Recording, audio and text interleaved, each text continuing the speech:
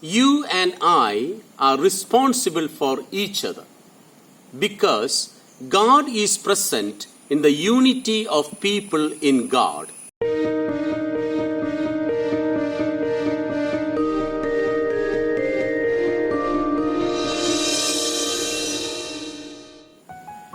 Dear friends in Christ's love, today I would like to reflect with you the Gospel of St. Matthew, chapter 18, verses 15 to 20.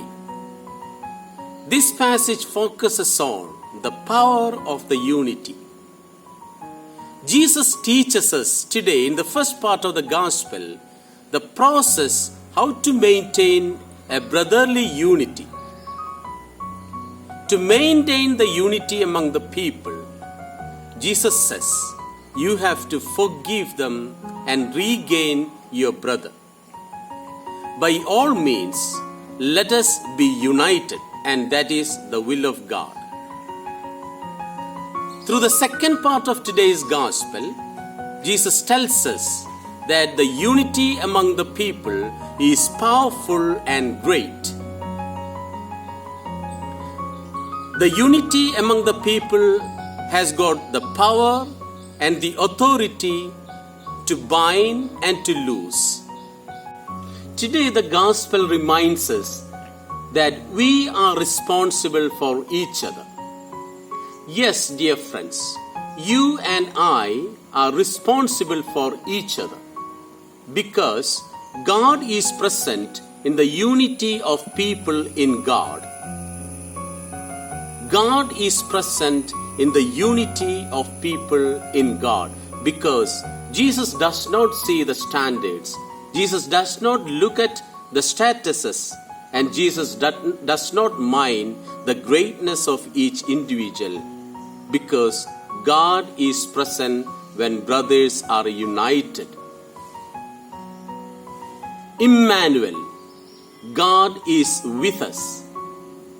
In order to experience the presence of Jesus amidst us, we have to be united in one mind and in one heart. And that is how Jesus explains today, you can bring down heaven on the earth because the heavenly Jerusalem is present when the people are united. The church commemorates St. Clare. St. Clare is known as the patron saint of TV screens, computer screens, etc. because it is said that St. Clare was ill and unable to go to the church. Jesus appeared to her on the wall of her room. Clare was always conversing with God. It was only possible with Clare only because she was in union with God and with her fellow sisters. Come, dear friends, let us regain our brethren to experience the presence of God amidst us.